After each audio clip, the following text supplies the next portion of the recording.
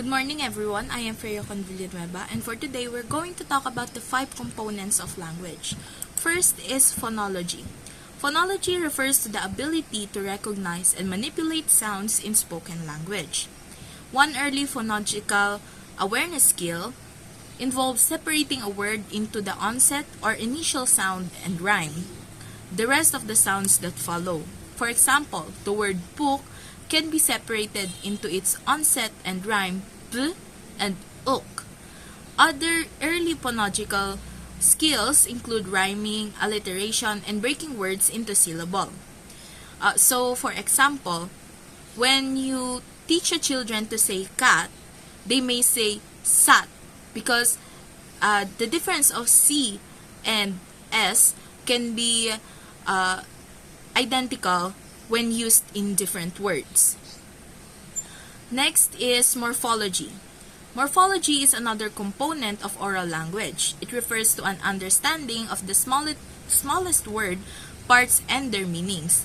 This includes recognizing prefixes, suffixes, roots, and inflectional endings. Understanding the meanings of individual word parts helps students determine the meanings of the entire word, therefore assisting with comprehension. For example, the word microscope. The micro means small, and the scope means to see. If you add S into it, it can be analyzed as microscopes. Next is semantics. Semantics is the third component of oral language. It relates to understanding the meanings of words, phrases, and sentences using word meanings correctly.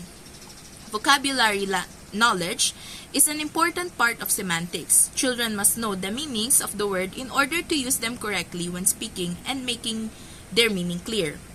Vocabulary knowledge is also vital to comprehending the meaning of what someone else has said. Semantics involves more than understanding the literal meanings of individuals' words.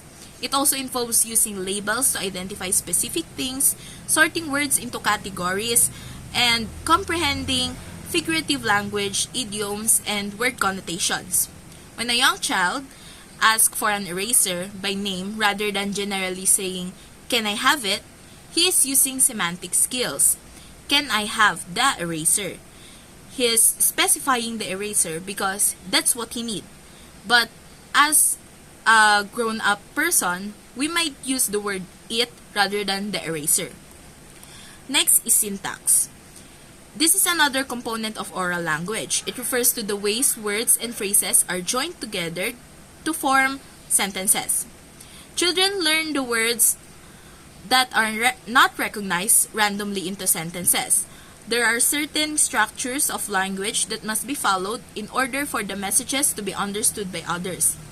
Children learn to join words and phrases in more complex ways over time. They initially utter single words which later become complete sentences. Eventually, they join together multiple sentences of various types. Knowing the predictable ways in which words are joined together also helps listeners with comprehension. For example, Jake sharpened the pencil. In this sentence, pencil is the direct object, the noun that receives the action of the verb sharpened. Even before children learn the term direct object or can explain its role in the sentence, they understand that the pencil is what Jake sharpened based on how the words in the sentence are ordered. This understanding of syntax is important for comprehension. And lastly, we have pragmatics. Pragmatics is another component of oral language. It refers to the social rules of language. This includes norms for conversation, such as taking turns and responding appropriately to the question. In the example we discussed previously, you were demonstrating pragmatics when you greeted an acquaintance at the store and engaged in turn-taking during your conversation. Pragmatics also involves the ability to adjust the formality of speech depending on the context. A child learns to say good morning to a teacher but may greet a friend with what's up instead. Similarly, students would likely use a more formal tone when delivering persuasive speech about the benefits of owning a pet to their class than they would if asking their parents for permission to adopt a pet at home. Thank you.